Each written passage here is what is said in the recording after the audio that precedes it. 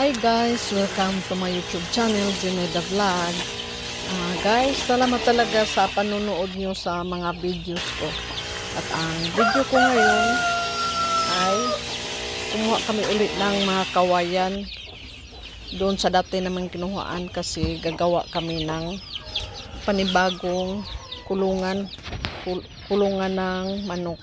Mayroon kasi kaming inahinay mga inakay na dapat ilagay sa safety na lugar kasi maraming mga predators katulad ng aso, pusa, lalo na yung mga daga.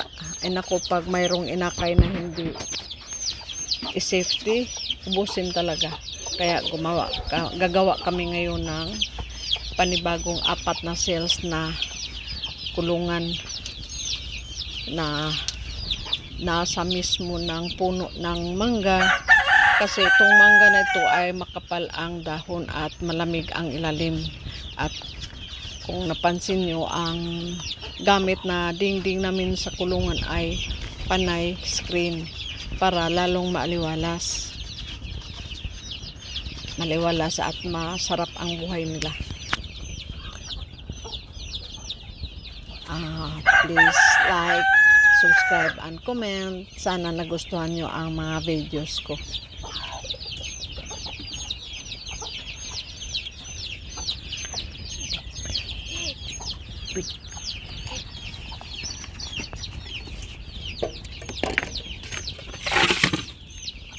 Patapos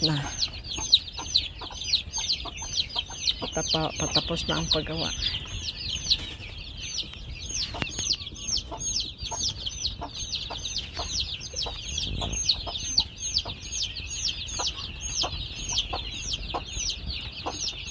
At ngayon, ilipat na natin. Temporary kasi namin nilagay sa lagyanan na ito na masikip at marawan pa pag umaga.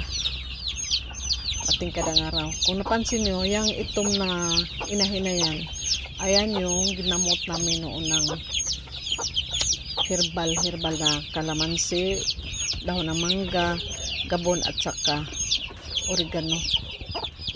Fully recover na.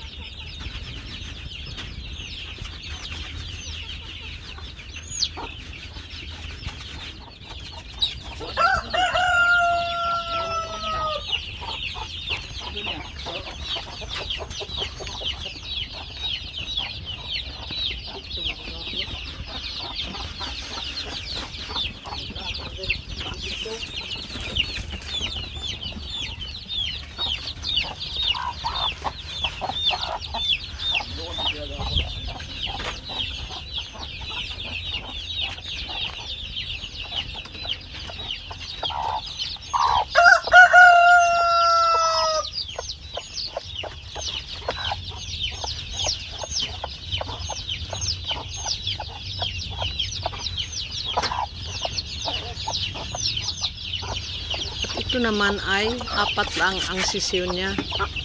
10 sana ang nilimliman niya.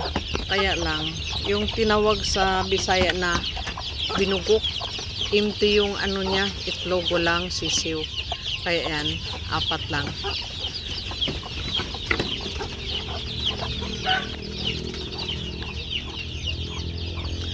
At saka ito naman, 10.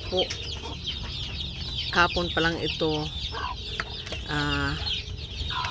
binaba, pero malusog naman kasi nilagyan namin ng vitamin ang tubig nila para laging malusog ang mga sisiw.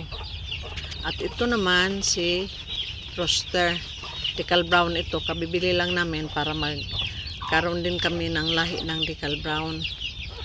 Nilagay namin dyan kasi pag hindi pa niya kabisado ang lugar. Thank you for watching. Juneda Vlog. God bless.